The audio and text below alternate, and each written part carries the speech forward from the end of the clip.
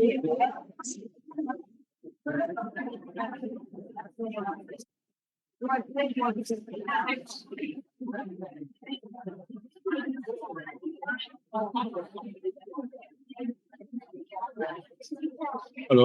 can you hear me? Can anyone hear me? Yes, sir, we can hear. Yeah, okay. Today I am doing this class from a busy place. Okay, supermarket. I'm doing this class. Supermarket, I can go back to my home. So anyway, so there may be some disturbances. By the way, now today, I think Danushka or the administrator who would have prepared this Zoom link have not enabled me to share the screen. So if administrator is connected, or if she's not connected, they can someone just let her know that I can't share my slides. Otherwise, it will be difficult for me to do the class. I need to happen that immediately.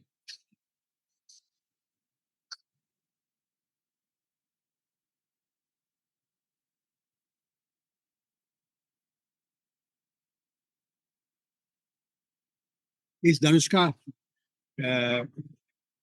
is online?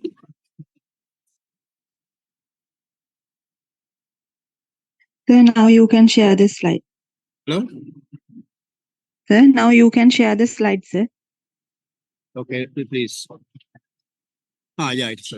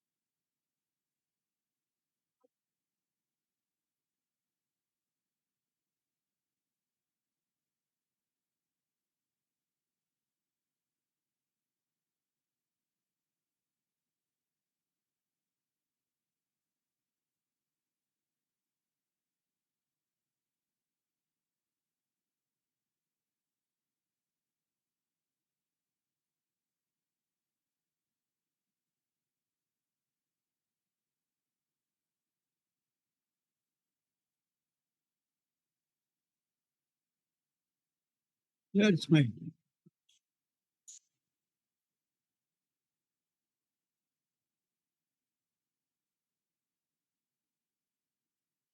Give me a few seconds. I want to find my PowerPoint presentation. It is, I can't see it here.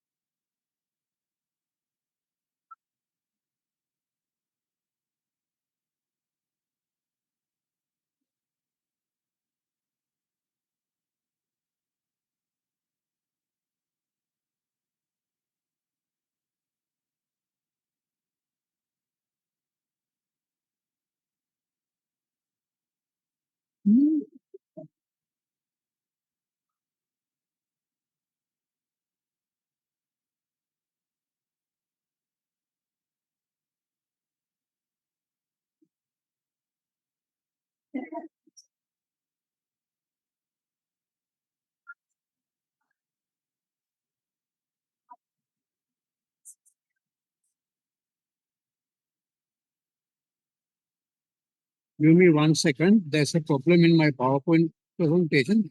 So let me just try it again.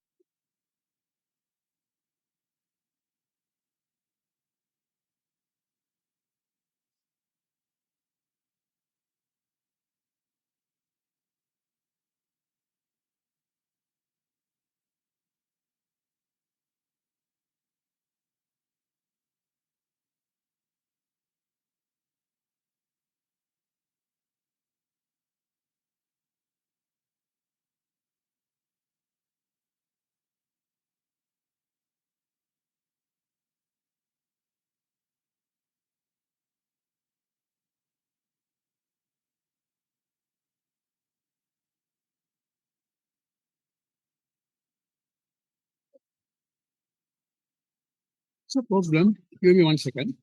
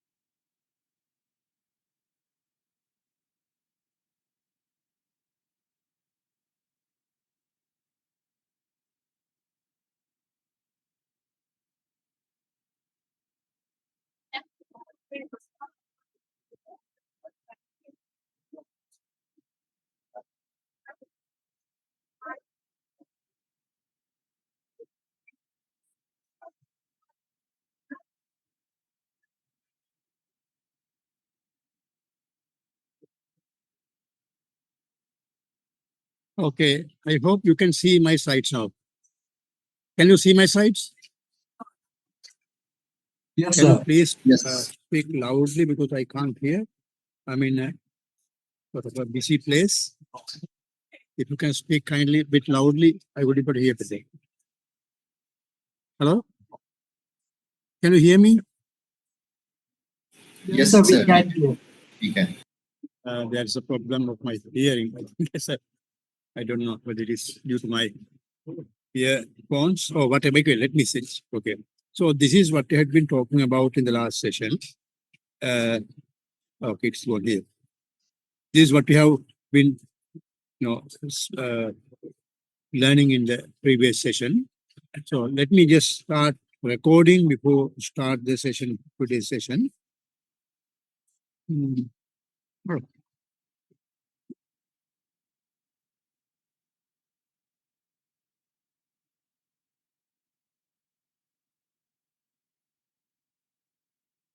Okay, now we are recording it. In the last session, actually, we discussed about the some basics of the shadow pricing story, where what we needed actually learn is that when it comes to cost benefit analysis, the market prices may not be able to use in most of the situations, and therefore we need to go for shadow pricing. So we learned about the valuations under the valuation. If you can't hear me properly, if you cannot see the slides, please just let me know it because yeah, let me know it. Okay, so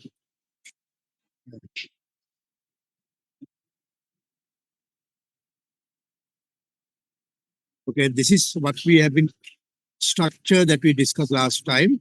The total economic valuation, economic value can be no, this must be here. Put it down. So we discussed about various ways that we can use market prices, and finally came to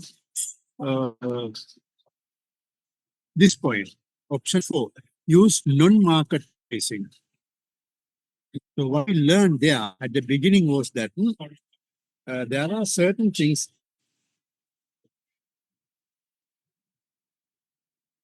which are not traded via private market. Therefore, we have to use the what we call the shadow pricing.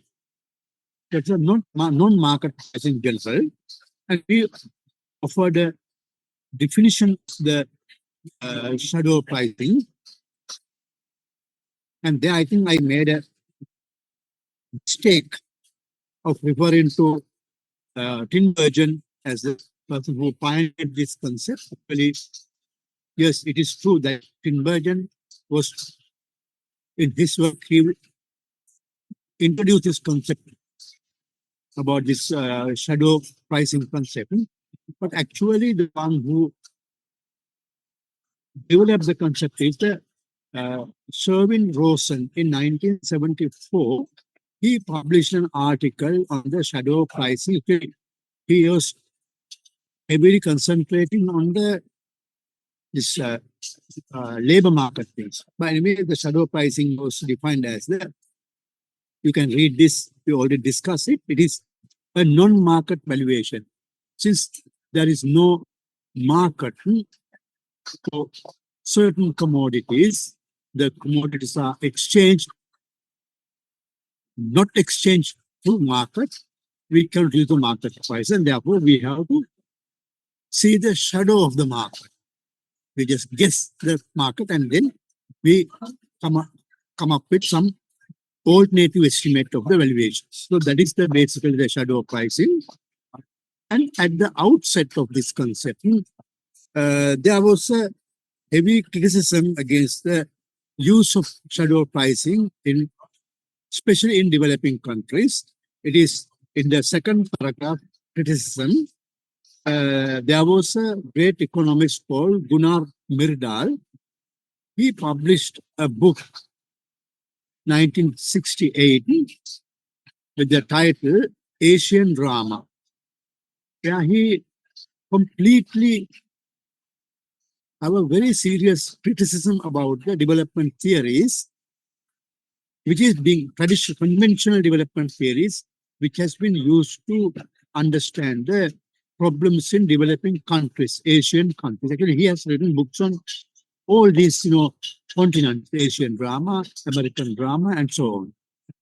So where in the Asian drama, he offered a very serious criticism about the use of the shadow pricing concept to understand the non-market valuation in the, especially in the underdeveloped or the developing countries. He used the term underdeveloped because, those days there was the classification of the economies are not like now. Developing and developed countries. There's underdeveloped countries. So even now we can use that term. That's not a problem. But underdeveloped countries, developing countries, so you can read this, and I have given these two web links which can be used to further understand this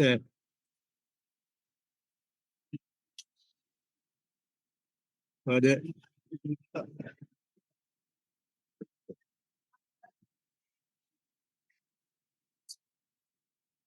To further understand this shadow pricing concept.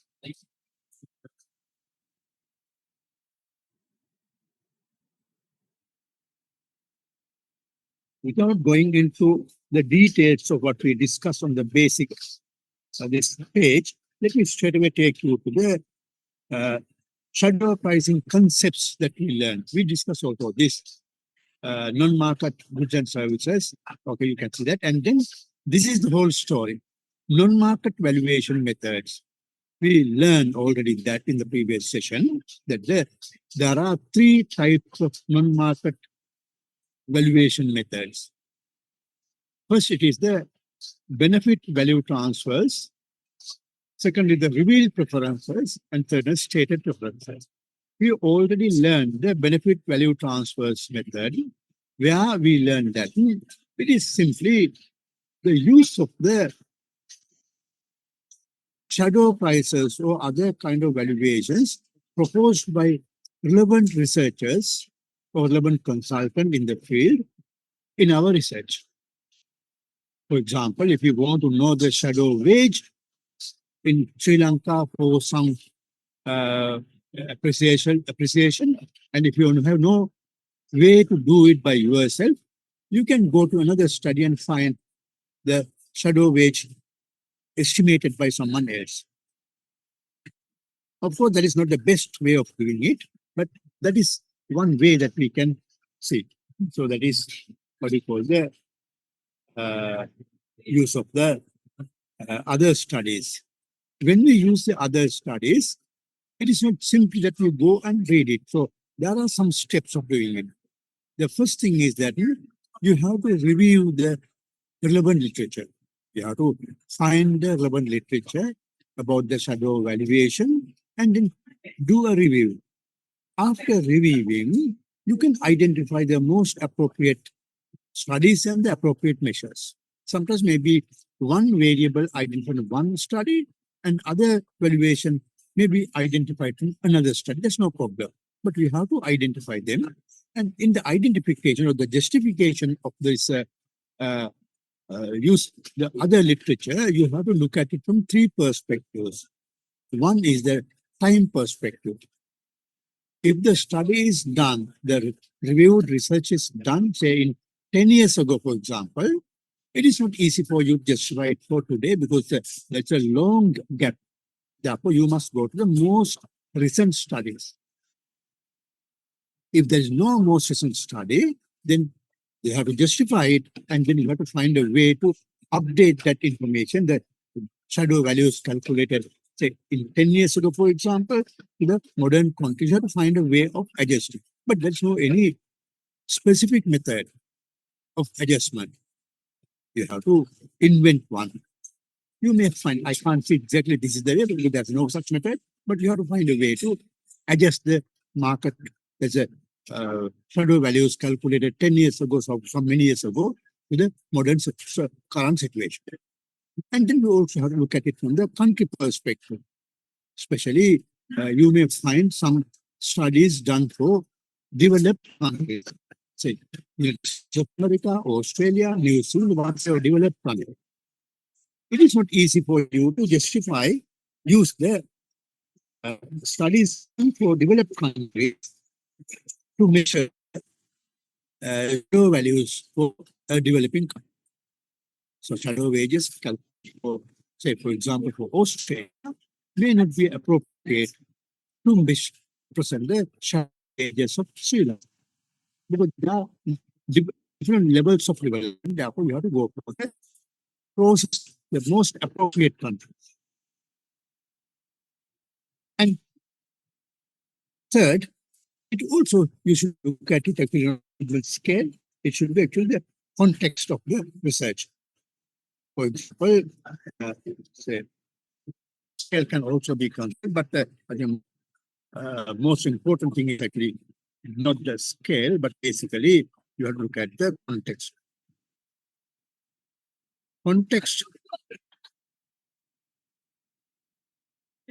Context means that, suppose you want to calculate the shadow values of an education project. It is not easy for you to justify the shadow values estimated for a construction project. They are in a different context, and therefore you have to make the justifications of the time dimension, country dimension, and the context dimension. If you do that, then you can use the values of the previous studies. This is the easiest way to do, and therefore also we can say, although it is not the best way, it is one of the most, practical ways of addressing the issue, because when you go for real world research, so that's a cost benefit analysis, you don't have time to do the study entirely and come up with a brand new values for our cost benefit analysis, and therefore you have to always, find the most efficient way of dealing with that, and therefore this method can be used, applied, the use of the shadow values calculated elsewhere and with these justifications.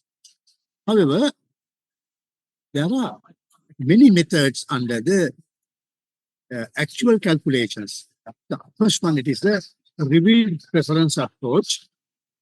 The revealed preference approach, the preferences revealed by studying actual decisions people make, which means that, preferences are the orders of the people that they place. I first prefer this, second, third, fourth. So the level of preferences that you like this the most, and the second, third like. You will not be able to see these preferences, but you can identify the preferences of the people looking at their choices.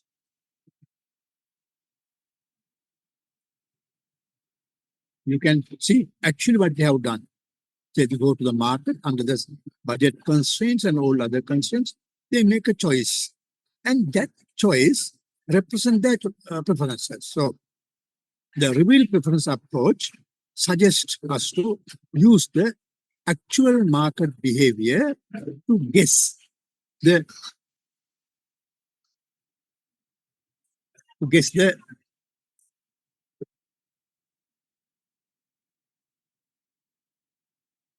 guess the actual valuation. So that is basically what we want to do with the shadow valuation. Give me 1 second. I think my microphone is, my speakers are not working. Therefore, let me just remove it and then I just speak to you. Maybe you may not be able, I may not be able to hear you. If there's any situation, you can text me. Maybe I'll get it charged and then I will be able to use the speakers. Okay, sorry for that. Anyway, there's no question that you can hear what I'm telling you, I hope. If any problem, you can just text me.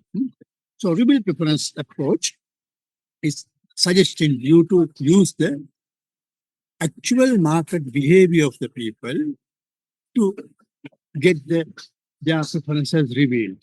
They choose them.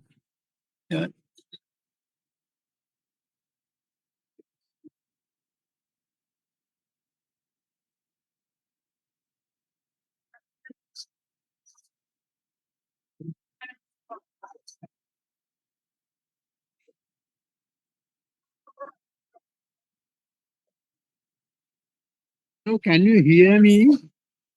You can just send me a message if you can't hear whether you can hear me, because there are messages are coming to me.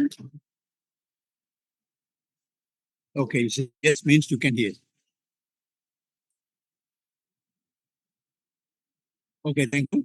So reveal preference approach actually suggests to use the actual market behavior of the people to understand their preferences. Under the reveal preference approach, actually this is a definition given in the University of Queensland online book that I have already referred to you. I think it is somewhere here. Let me see.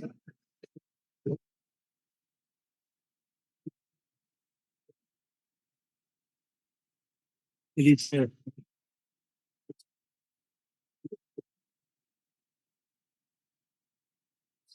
yeah, it is this one, the first one. The first reference that I have given you here. This is the online book available from the University of Queensland. You can see UK here. And that is really a good book. So you must go and read it. So that book defines this as the reveal preference approach, as an approach suggesting us to use the actual market behavior of the people to get the preferences revealed by themselves.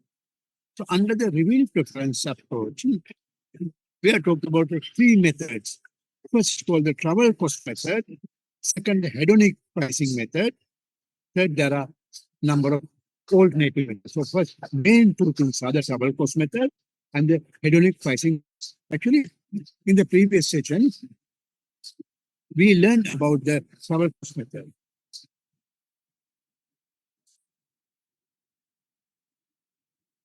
We also have discussion about some examples. Let me continue from that again because we want to know it again. Basically, this web page gives you a good understanding about what the travel cost method is. You can go and see it. I have selected this example from this web page. So basically, the travel cost method is used to value the recreational services, the value of the recreational services. Here we assume that we cannot get the market value of recreational services. Say, for example, walking path, or maybe say a zoo, or maybe say animal sanctuary. You visit there, but the value you get is not, you have to pay the price of the you pay, but that price does not actually represent your true value of it and there. They use the travel cost method for that. The travel cost method suggests that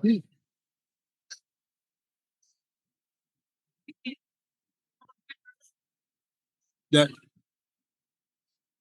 total value of such a recreational services is sum of several things. Let me start from the last one. Entry fee. Entry fee. E. That when you go to the park, there may be an entry fee. When you go to Yala, you have to pay the entry fee and then can you enter. When you go to any botanical gardens, you have to pay the entry fee. Well, that's a price that you pay. That's a visible price. But that price does not represent the full valuation of it. And here I have mentioned that average park entry fee that is fixed for all users, because in practice, the entry fee is not constant across all the visitors. It is different from between elderly people and children. It is also different between the old age people and the young people. It's also different between the students and the non-students. Also different between the foreigners and the local visitors. So there are many differences. Kind of a price discrimination is practiced there. Therefore, since we can't go for all these, we can use the average park entry fee. You take all the different fees and then add them and divide by the number of different prices and get the average fee. If you can do a good survey, then you can include all these variations, but basically we consider the average entry fee. And then, so this is the one that we need to, the first thing, the entry fee. And then we can go here. It is not, it does not represent the full valuation of the visitors to this park. It also includes the travel cost. So it is a travel time, the value of the travel time to the recreational service. So travel time, the value of the travel time should also be considered in this case. And the value of travel time is calculated using this formula. TTC is the total time cost, which is equal to W into TT. W is the hourly wage rate and TT is the travel time in hours. Suppose you are in a location where it takes say 2 hours to go from your home to that particular place that you are going to assess. That is 2 hours. And the hourly wage rate here, it is assumed that the value of the time is equal to the opportunity cost. So the argument is that if you do not go to the park, you can go and work and earn money. So wage rate is the opportunity cost. And therefore, the total time, travel time multiplied by the opportunity cost, or the average wage rate, represent this. However, there are also some criticisms. Number one is that wage rate is not fixed among all the people. There are unemployed people, there are youth, there are children, and there are people with a high salary, and there are also people very low salary. And therefore, average wage is not a good representation of it. If you want to do a good study, you have to look at all these. But very simply, if you take the average wage of the country, then that also may give some idea. The second problem with the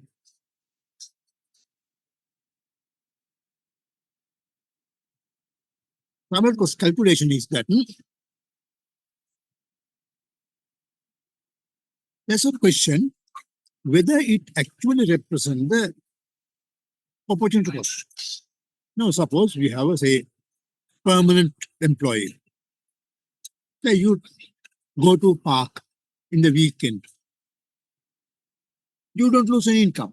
You get your monthly salary and you go to the park and your travel time is free of charge. Because you are anyway paid. You take a leave and go.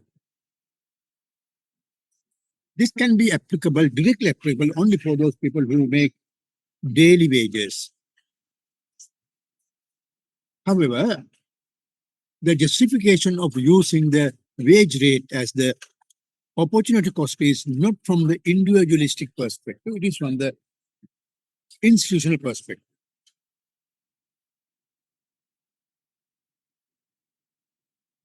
Here the idea is that if you go to work, if you do not go to the park, or if you go to the work, then you can do something. You can produce something, you can provide some service or whatever. Since it is not easy for any researcher to identify exactly how much you are, what you are going to produce, the value of what you are going to produce if you go to the work is not really visible or it is not easy to measure. Economists assume that it is the wage rate. They produce something equal to the wage. It may not be true, but it is what they use. And therefore, average wage rate into the total time spent is the travel cost. And then also with the transport cost. The transport cost is actually the cost on average we spend to travel from your origin to the destination. So TC is equal to F into D, where F is the per kilometer fuel cost and D is the distance. So per kilometer fuel cost into the distance is the total transport cost. And then also you need to know the number of visits per year. How many people are visiting that place per year? It's estimated. If you know all these things, you can calculate the travel cost valuation. I have an example, some very simple example of travel cost method. We discussed that last session as well. Say, we assume that the wage rate is 10 rupees. The fuel cost is 16 cents. Okay, let's say it is not true, but say for 1 kilometer distance, you spend say 16 cents. And entry fee is 10 rupees. That depends on many other things. So they say it is 10 rupees. And all other values like say the travel time and the distance and the number of people visiting are variable factors, and we have to take that as a value. And then using these figures, this travel cost is calculated using this table. This table I have extracted from this web page. You can see it. I extract from this web page, and this calculation is based on the assumption that the country is divided into 4 zones, A, B, C, and D. And depending on the location of the zone, the travel time different because the number of kilometers that you have to travel is different from different places based on the zone. Zone A, from the zone A to the project that we are evaluating to visit the truck, it takes 25 kilometers, so it is 1 hour. And from location B, there are 40 kilometers, and you need 1.5 hours. Location C, it takes 80 kilometers, it takes 2 hours. Location B, it is 120 kilometers, it takes 4 hours. These hours and the distance are not proportional, they're just estimates. And the admission cost is $10, 10 rupees. Here it is actually pounds because I just take the rupees and let's say it doesn't matter whatever. Okay, it's 10. And then visits per year. These are also your estimates. Visits per year also your estimates. You can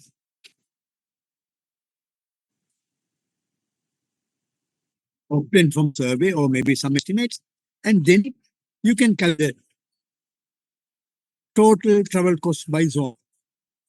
So in the zone A, it is 240,000 pounds in this case. So whatever. Forget about the cost. It is 250,000. How did we calculate? This is given here. Okay. For A, 10 rupees is the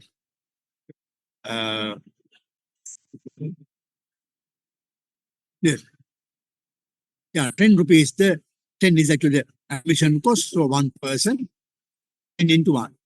And 16 into 25, the per kilometer travel cost is 0.16 and you have to travel 15 kilometers. So it is this. No, I'm sorry. This 10 into 1 is actually the wage. The 1 hour per person, 10 rupees the wage, as we assumed the previous slide here. Okay. So it is 10 into 1, that is a one person's wage. And then 0.16 into 25. A person travels 25 kilometers and it costs 0.16 cents and multiply. So this is the total travel. And then a 10 is the admission fee here. This 10 is admission fee.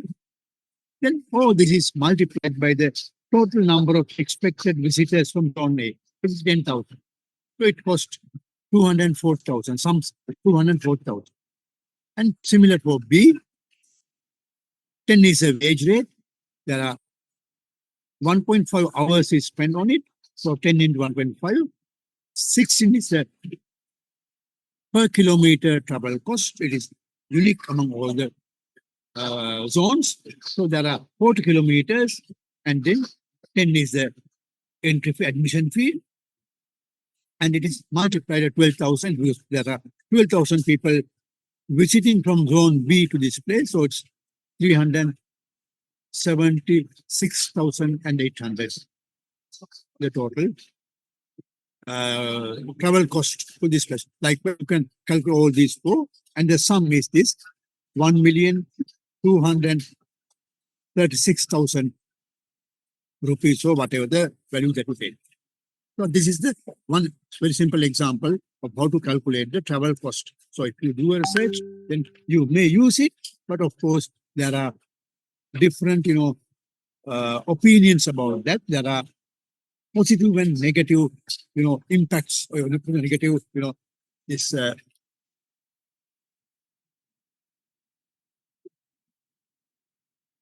There are positive and negative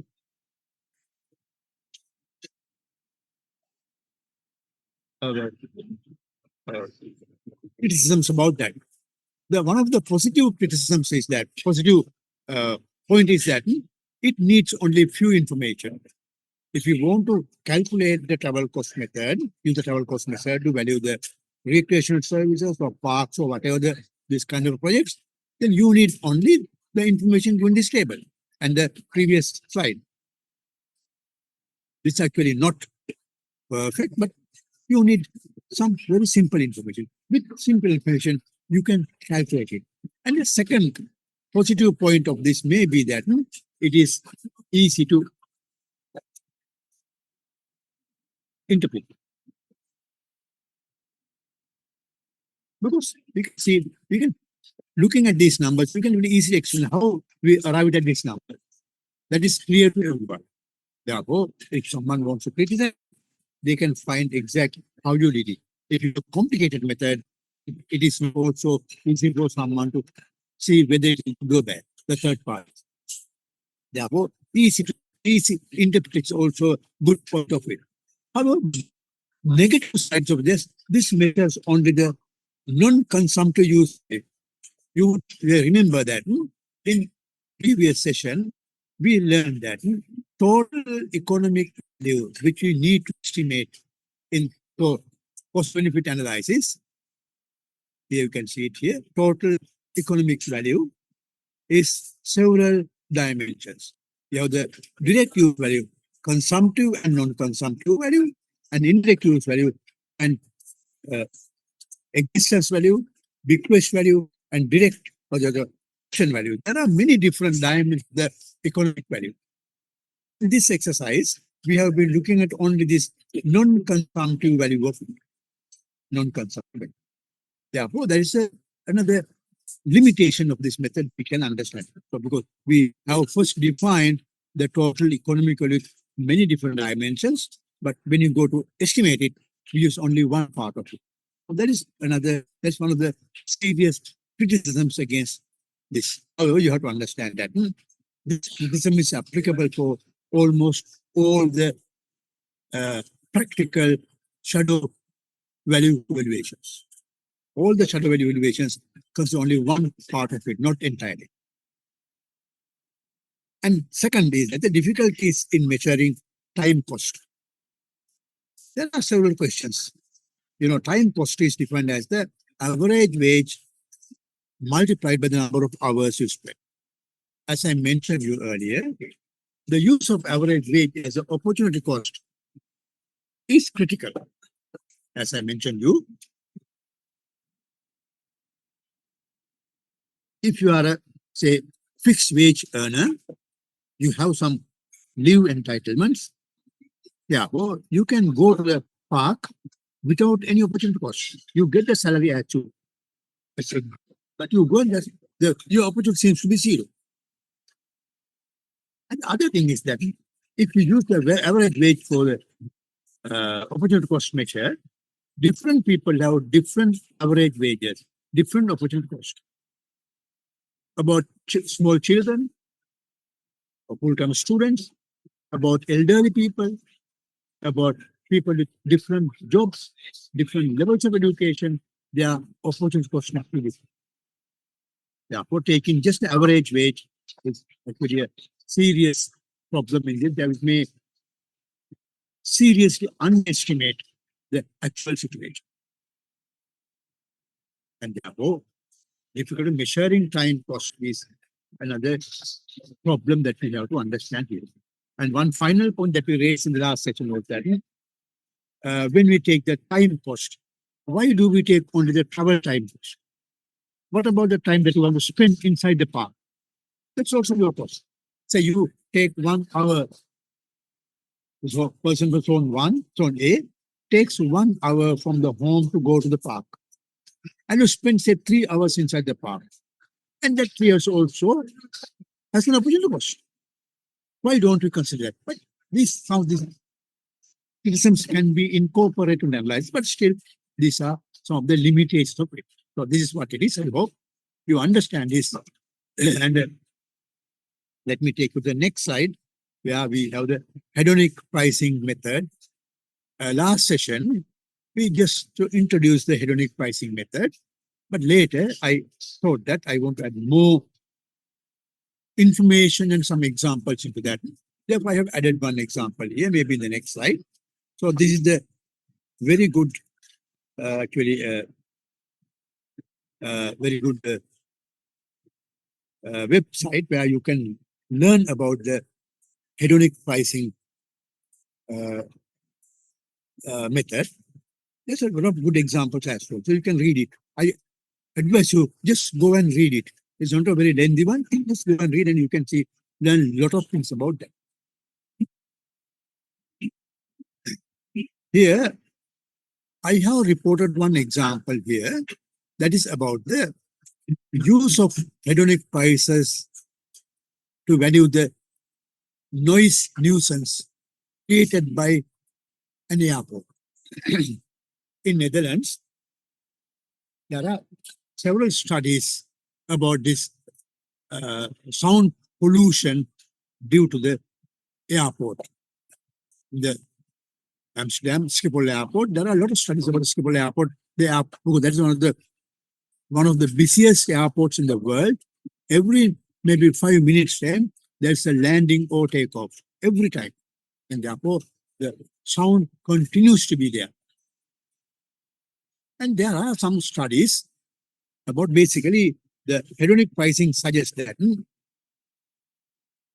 we can identify the willingness to pay to avoid, for example, in this case, the willingness to pay to avoid the sound pollution in terms of assets valuation. For example, the economists have identified that the houses located near to airport, where the sound pollution is very high, are less priced than the houses located other places. Similarly, you can also identify that land values very near to airports may be less priced than the lands located some distance. Therefore, this assets valuation is heavily affected by those attributes. Therefore, we can use a regression technique to identify the shadow value. So this side you can read it, and I can show you one example here. I come here maybe in a minute after I go to the next slide.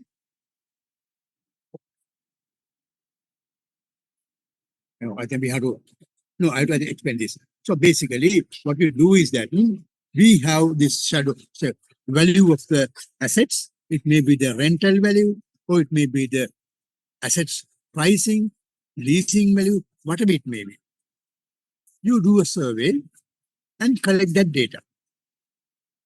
You can do a survey in maybe several locations. One very near to the, for example, in this case, airport, and maybe some distances from the airport.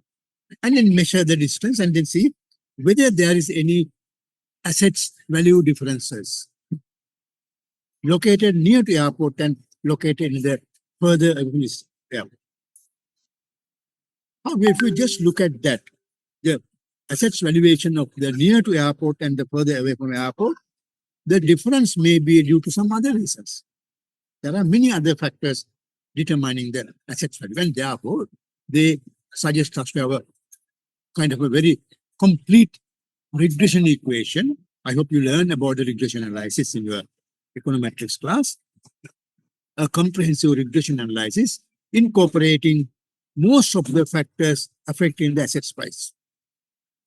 So we classify them into as IF internal factors and EF external factors, where IF are the internal factors, such as say, if it says a housing price, say house number of rooms, the housing quality, and the say land, of the house.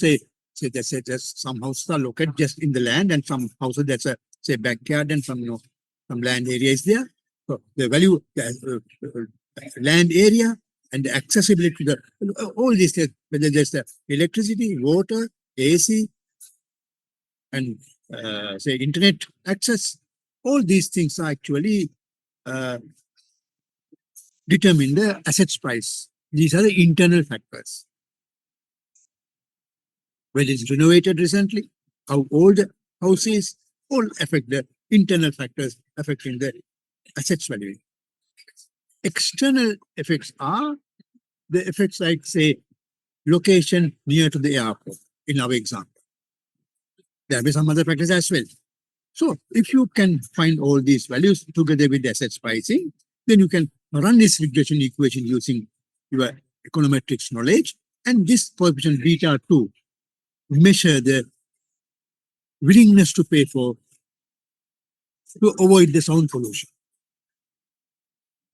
Because this indicates we expect that it to be negative, which says that if you get a higher sound pollution, you are willing to pay less. And therefore, that difference is actually the willingness to pay of the people to the stop the sound pollution. So that's their social cost. And now let me take here. I don't want to do all these estimates here, but basically there are some standard estimates. Those estimates may not be relevant for today's context, but there are some estimates referred in this Schiphol Airport report. They report that noise nuisance measured in decibels, the sounds, the noise, the magnitude of the noise is measured in terms of decibels. So it is identified, some researchers, that the noise nuisance causes to reduce the house pricing or monthly rent is by 0.6% on average. So when the noise nuisance is increased by 1 decibel, the housing price is decreased by 0.6%. So this is the slope coefficient of the hedonic pricing equation. So we can say that since it's the percentage change, it is the delta log P value and the delta D distance. There's a disturbance, I think, not the distance. It should be actually the yes, the decibels. When the units of decibels is increased by 1 unit, the people are willing to pay 0.6% less for the assets, housing or land, whatever. So that's an estimate someone else has done. And if you use that, when the house noise nuisance is increased by 1 unit of decibels, housing rent is or housing value is decreased by 0.6%. So this can be interpreted as well. Houses with zero excess decibel noise nuisance. Now, there are some research studies that the maximum tolerable level of decibels that a human can hear, human ears can tolerate, is 85 decibels. If you have more than 85 decibels, you hear all the time, then you become deaf or you have some other psychological problem. You have this problem. So maximum decibels that a human ear can tolerate is 85. So anything above 85 is excess. So here the idea is that if the noise is above 85, then that's the excess nuisance, and that excess noise nuisance decrease the assets value by 0.6%. Here example, I extracted example from this same research, but here I put rupees to make it familiar for us. Suppose the rental value of a house with say zero or below the 85 decibel sound pollution is 75,000 rupees. So you find a house in a say normal place where there are not that much of sounds. The below the maximum decibels 85, then you are the market price 75,000 rupees per month. A similar house, all other aspects, a similar house size, rooms, and the interior conditions, other facilities, all are same. Similar house located in the area with 1 decibel excess noise nuisance can be rented at 75,550 rupees. That is 0.6% less. That's the interpretation of that. So when the sound pollution is increased by 1 extra decibel point, the housing price is decreased by 0.6% according to this measure. Actually, you can use this measure for your research, or maybe you can have your own estimate with your data. It's it's not easy, but the data for that kind of studies can be collected from the field surveys.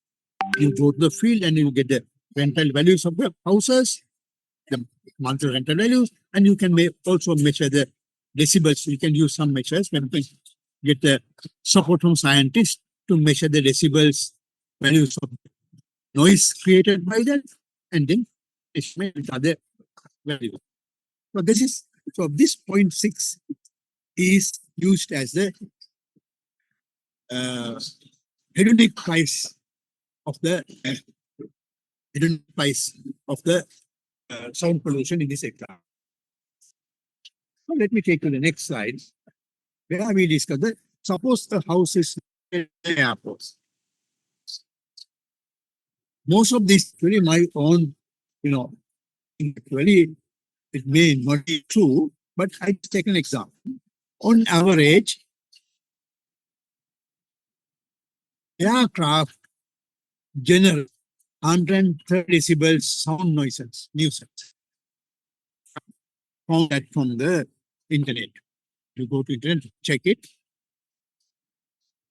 Aircraft landing and taking off generates 130 decibels noise sound pollution.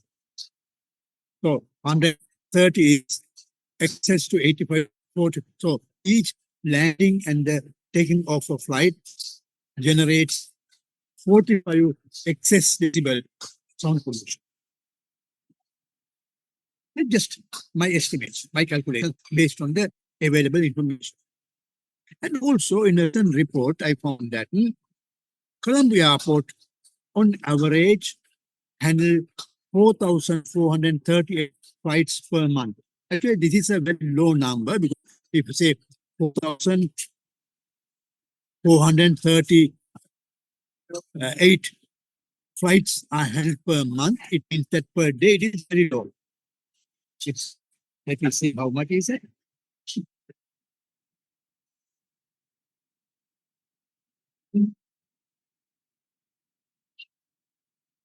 It is, so it is, let me just see. Oh, sorry. That is 4,438 divided by 30 is only, no, not a small amount. Oh, let's see.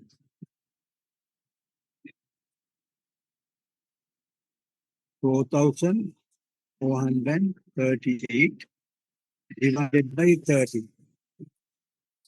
In place that there are nearly 104 flights are handled per small amount.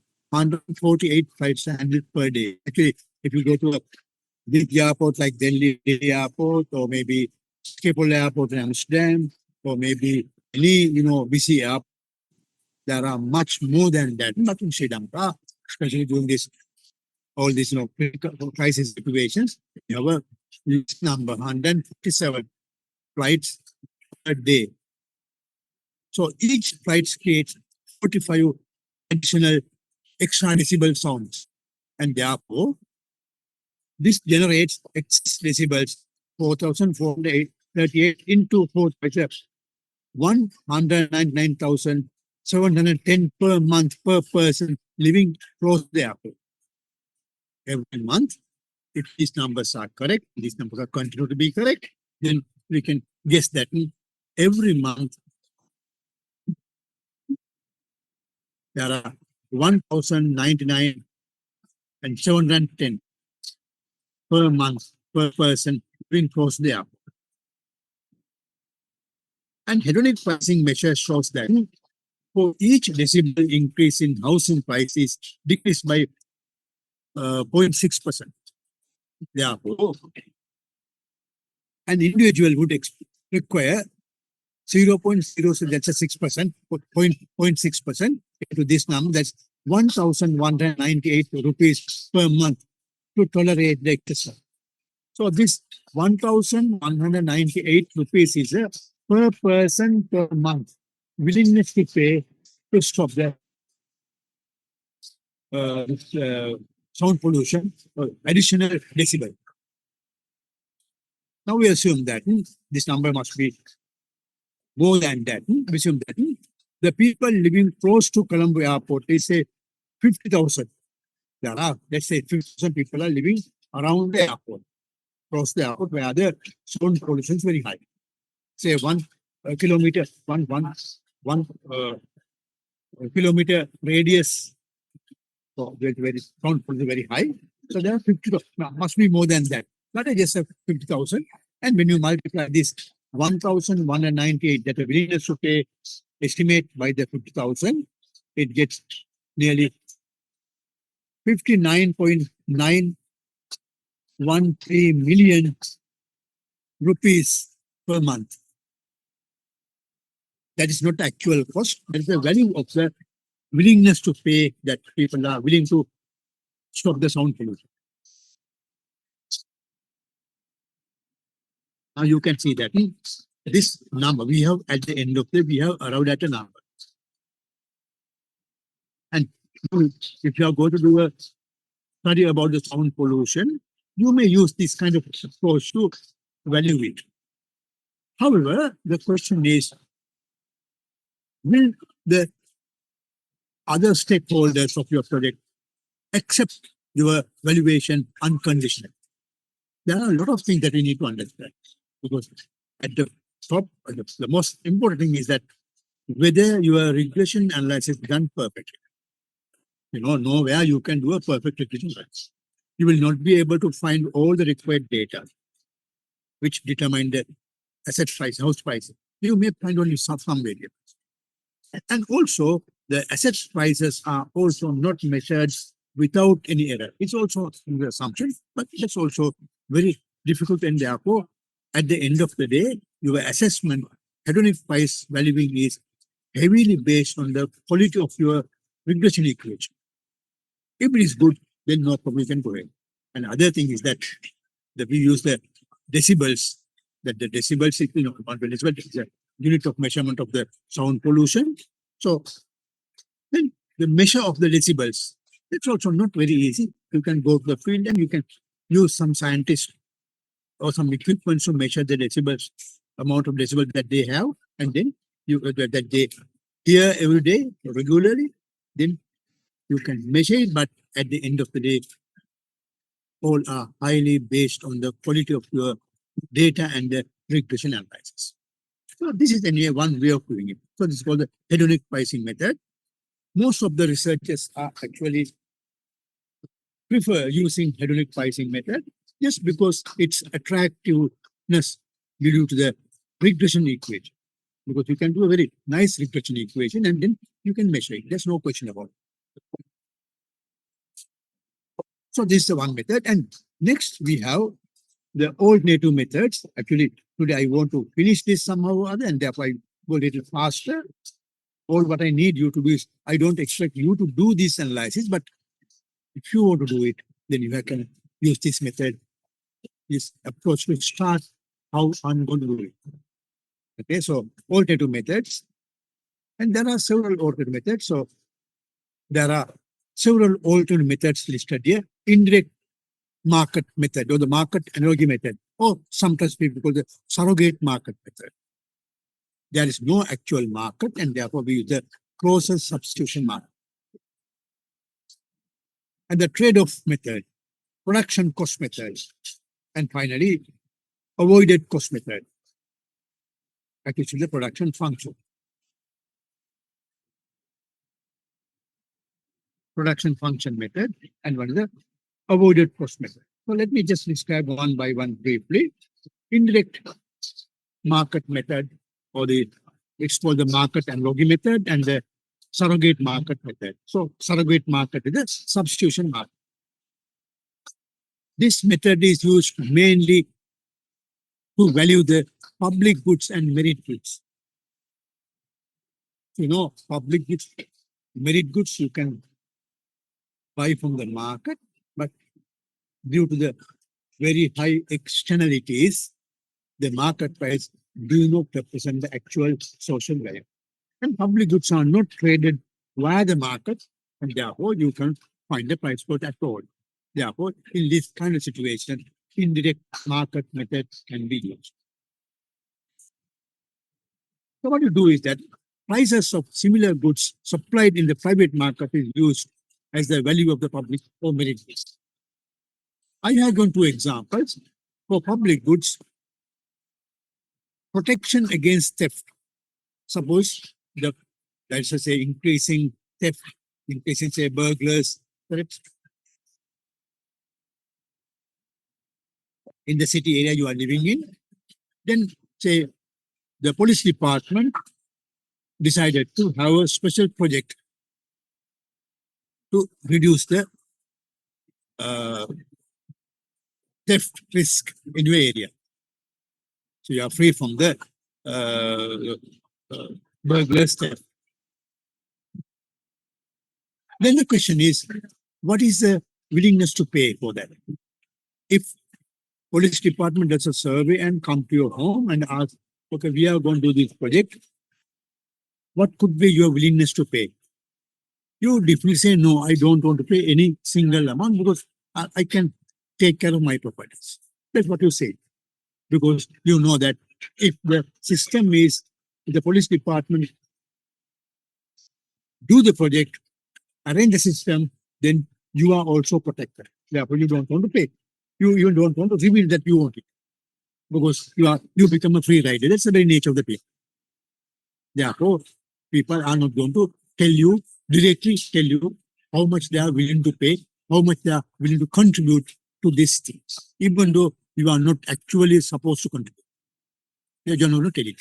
Or if you say, you just say some number, arbitrary number, which does not actually represent the situation. Therefore, in this situation, it is argued that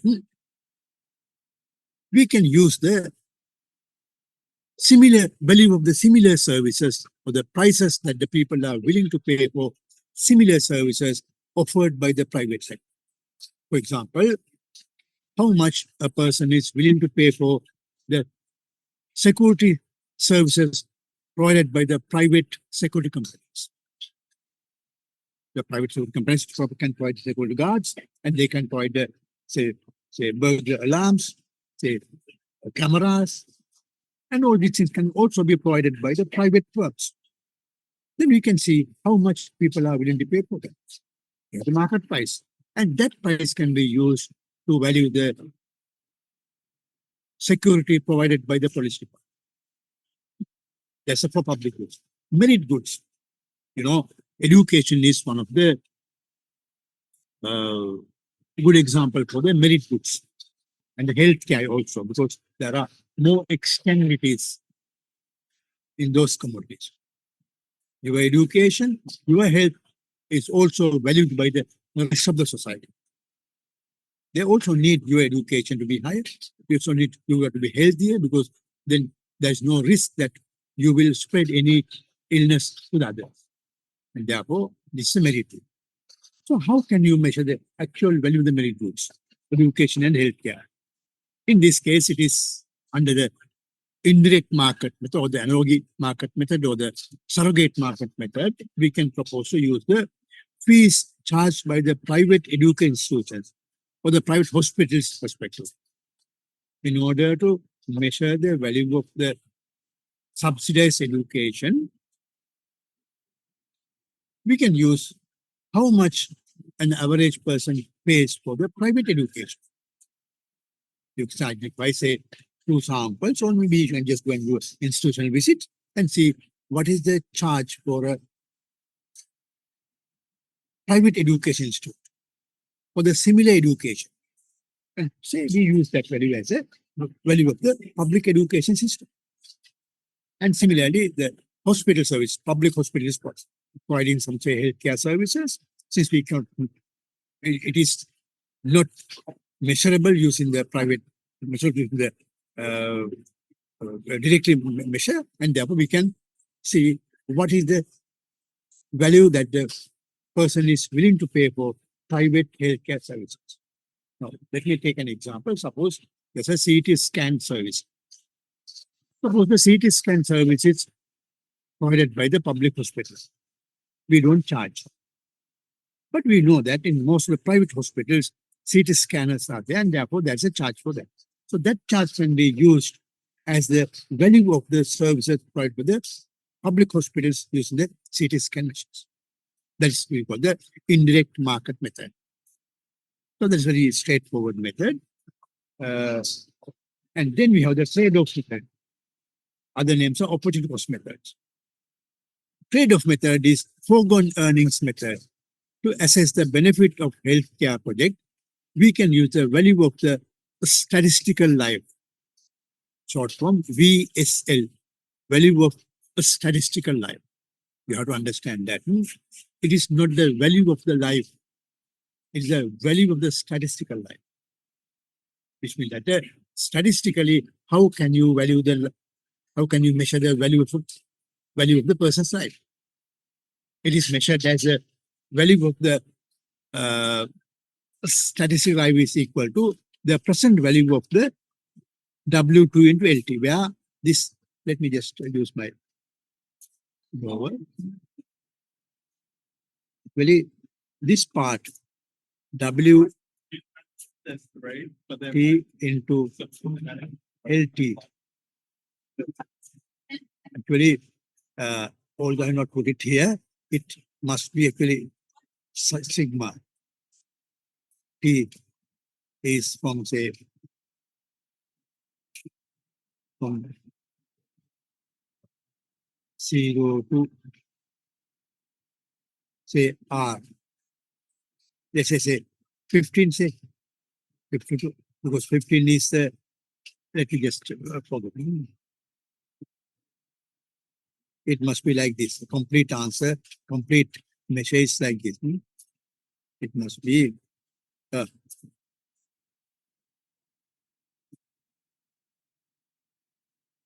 sigma is from 15 to 65, where 15 is the age at which you enter into the labor market, 65 is the retirement age, then WT is the annual wage rate, and multiply the LT, number of hours you work. So we can say this is the lifetime income. Lifetime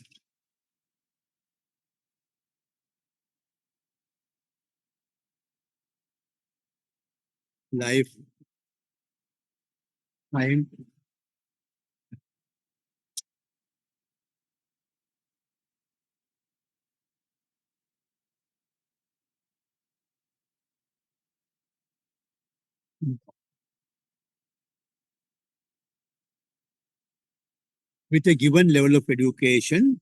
If you enter the labor market in age 15 and work up to 65, the total income that you are going to earn, there's the lifetime income.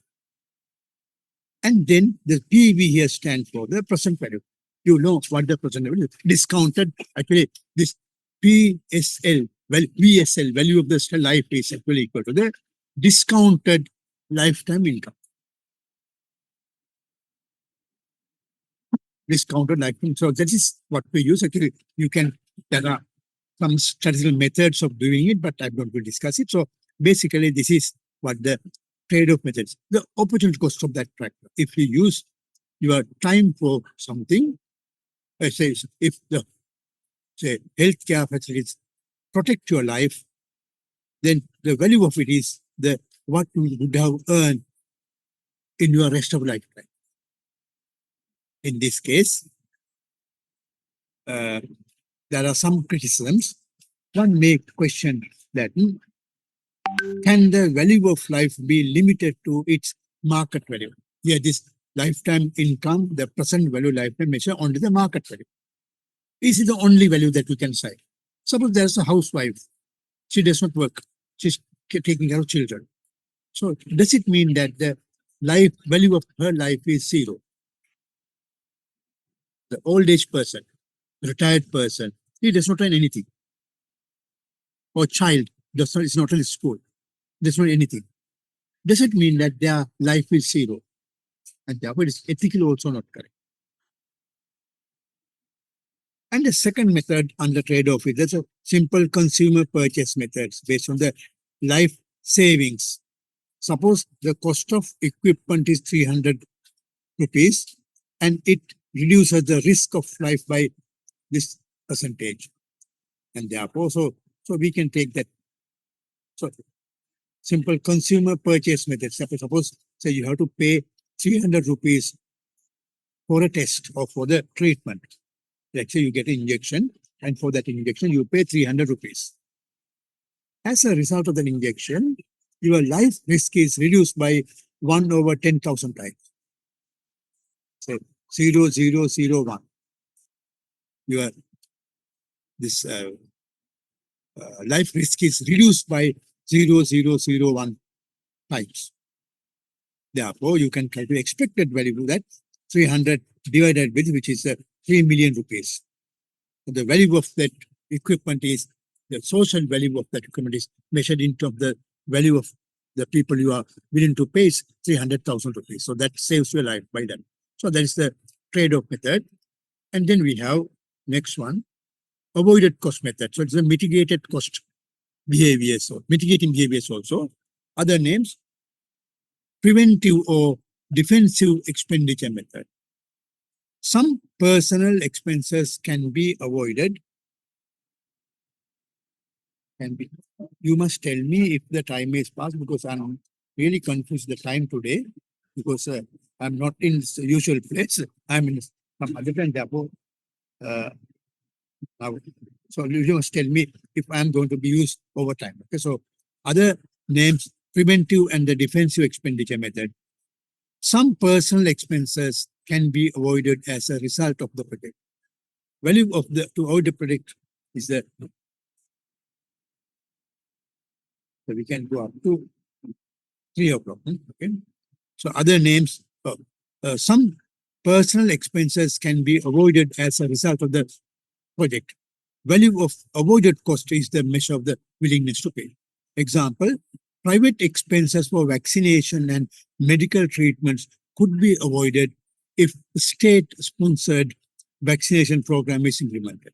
Remember, we discussed one example under the, say, the cost effectiveness analysis, where we discussed that the vaccination campaign as a cost avoidance.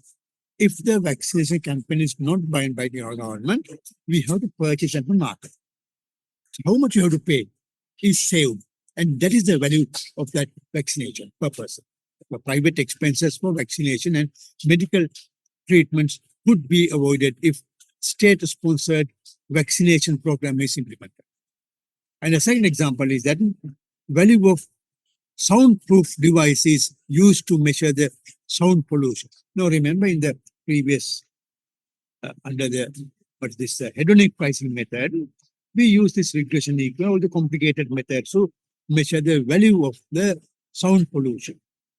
Here there is an alternative method. That is, you can just go to the market. If the sound pollution to be avoided, you can buy sound pollution devices from the market. And you can fix it your home so that you don't have any disturb from the outside sound. How much you have to pay for that?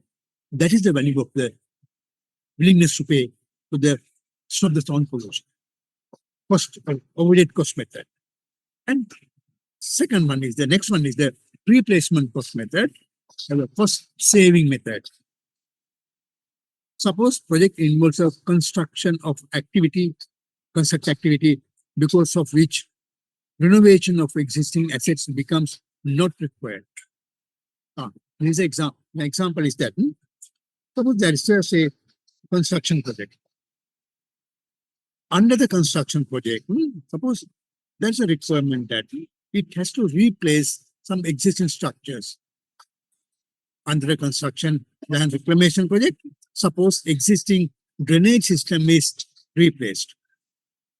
Thus, then the municipality does not need to spend money for repairing the existing drainage system. This cost saving is a benefit to the project. Now, let me take an example. We engaged in one of these, land reclamation projects proposal some years back, and there's a system that land reclamation is done in the area near to Vallavatta, the Hivala Vallavatta area.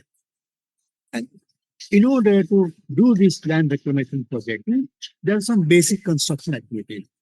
In order to do this, it was identified that if they want to do it, they have to replace the existing drainage lines of the Colombo drainage lines to the sea. And they are already in a very bad situation, and therefore it is estimated that the Colombo Municipal Council has to spend over 20 million rupees if they want to repair it. Over 20 million rupees to be spent on the drainage systems in the near future. However, if this land reclamation projects implemented, it should be done by the constructors of the land reclamation. And therefore, if the project is implemented, the Colombo municipality does not need to spend 20 million rupees. That is a cost saving. That's a replacement cost method. And last, quickly to go this thing. Production function method. This also the productivity change method. Price of agricultural products to value the cost of soil erosion. Soil erosion can be a cost of a certain project. As a result of the project, soil erosion is stopped. That is a benefit. So what is the value of it?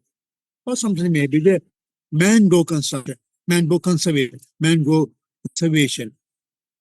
It's a project. So suppose there's a mangrove conservation project. What is the value of it? In this case, under the production function method, it's proposed that for the soil erosion, land is mainly heavily used for agricultural activities, and therefore soil erosion can be measured in terms of the value of the agricultural product that we can do on that land. Suppose, so that's how much we would have produced on that land if it is not eroded. Another one is the mangrove conservation. Mangrove conservation has breeding of the fish, and for fish stock will be increased. As a result of that, if you have mangrove conservation, that increase the fish stock, the value of fish stock can be used as the value of the benefit of the mangrove conservation project. Here the assumptions are agricultural products price is a function of the soil erosion. Okay, so you can read this. I don't want to go. Basically, this is the idea. So, as a result of the project, it may increase the soil erosion or maybe stop the soil erosion. So, as a result of the project, it may increase the mangrove conservation or maybe destroy the mangrove. There are many discussions past many years about the mangrove conservation. So, what is the value of it? If the mangrove is conserved, you can catch more fish. What is the value of it? Then use that as the value of the mangrove conservation. You can say how many fish can be catch in the mangrove area and without mangrove area, and then see the difference is there. Due to the mangrove, by assumption, and then suppose there's a mangrove conservation project is propose replant the mangrove in say 5 kilometers distance along the beach. Then we can measure that per kilometer distance. This is the fish, number of fish you can catch. And so to 5, you can multiply. So that is the value of it. So this is a production function method. And the next one is called the intermediate goods method. I just tell an example and finish it. Okay. Economic impact of World Cup. Suppose the Sri Lanka want to have the World Cup matches in Sri Lanka. If the World Cup is held in Sri Lanka, a lot of business activities are boosted. This can be estimated by taking the difference between the business revenue or profit with World Cup and without World Cup. You can look at the previous past history, not only the World Cup, many other international events. So you can see that before and after this international event, the change of the market, the change of the profit revenue, then that can be used as the value of the World Cup held in Sri Lanka. Use historical data or similar or same event took place previous. For example, we can look at the World Cup matches held in Sri Lanka some years back, and then see that during the World Cup season, what is the additional revenue earned by the people living in that area? For example, hotels and accommodations. The increase of the income can be used as the value of the economic value of the World Cup match. So this is another example in intermediate goods method. And finally, we have the Delphi method. I don't know how this name come into this thing. Basically, idea is that assume that group or consultative judgments are more valid than the individual judgment. In all the previous cases, we have the consultant and consultant do these exercises. But here it is assumed that it is better if we can consult more people. And through a consultative process, if you can identify the cost and benefits, that's the best thing. So for that, we need to do key informant interviews, that you go and talk to the people living there, some educated people, some say, of government officials, say, some religious leaders and other people, school teachers, and then get an idea from them about the cost and benefit of it. An example could be that, suppose there is a tourism industry expansion in the, say, beach areas, and you can go and talk, when you go to talk to school teachers and the religious people living in that area, they have a lot of, criticisms about this, expansion of the bad effects of the tourism industry on the culture and the school enrollment and all these things. And also you can talk to the people engaged in the tourism industry, and we can see them. So that can be key informant into that. And also focus group discussion. You invite some people, a group of people into your meetings, and then you can discuss with them about what is the cost and what is the good and bad sides of this particular project. And by doing that, you can identify the activities, and then you can also talk to them and then measure the value of it. And that is a good web page for the Delphi method. It's a this cooperative finance web page. You can go and see. Okay, these are just, I will explain only very briefly these things. And then this all covered this revealed preference approach. And then we also have another set of methods called the stated preference approach. The stated preference approach and the revealed preference approach, the main difference is that in the revealed preference approach, you reveal the preferences of the people by studying their actual behavior in the market. In the case of a stated preference behavior, you are not going to do that. You let the people to reveal their preferences. You do a willingness to pay surveys. That's a very particular type of survey. That's based on the willingness to pay surveys. So you just talk to the people, you conduct a study, and then talk to the people and try to get their willingness to pay for the things. And there are several statistical methods, contingent valuation method and choice experiment. This actually, I'm not going to discuss here. This is kind of a statistical method, and you can learn it. But basically, the idea is that you conduct a willingness to pay survey.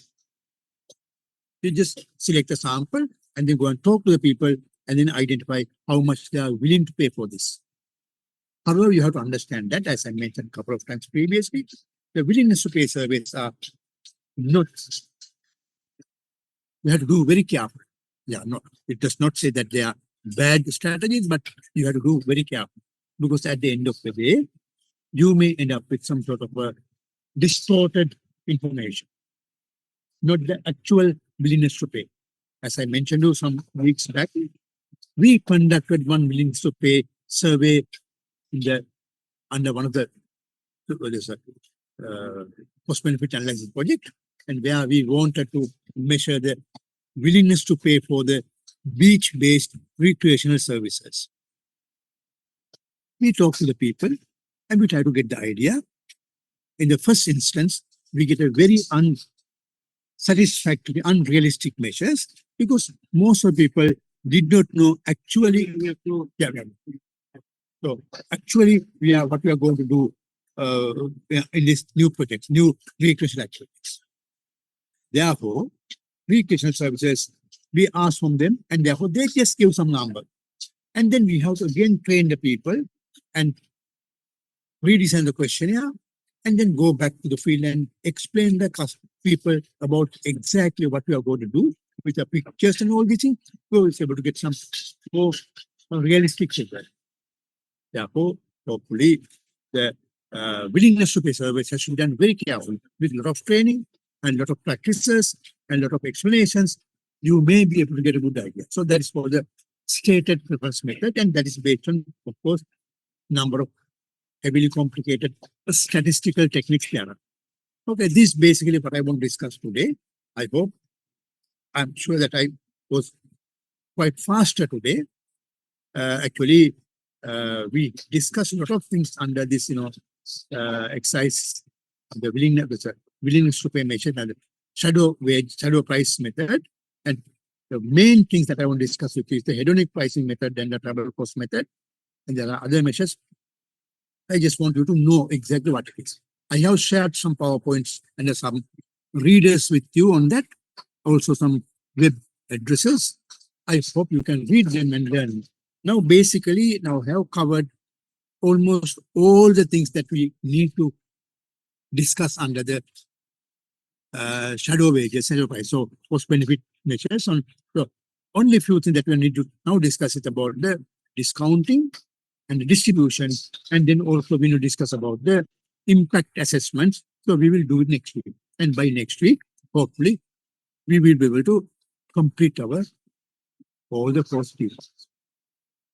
So I think I'll finish my teaching by next week if it goes like that. Okay, that's it. So for today, I think I have no time to discuss with you, and therefore I wind up the session now. Sorry, I have no time to give you to ask any questions because I'm in a sort of, situation where uh, uh, actually I have to finish the session now because I'm in a outside place. So I have to leave this place now because I am to the cafeteria. I'm doing the class here. So now they're going to close it, and therefore I wind up the session now. If you have any question, you can email me. I'll discuss that later in next week. I have received a lot of assignments I've done. I'll start marking today and then let you know the results by next week. Okay, thank you very much and goodbye. Now it's the end of the session today. Thank you very much. Thank you.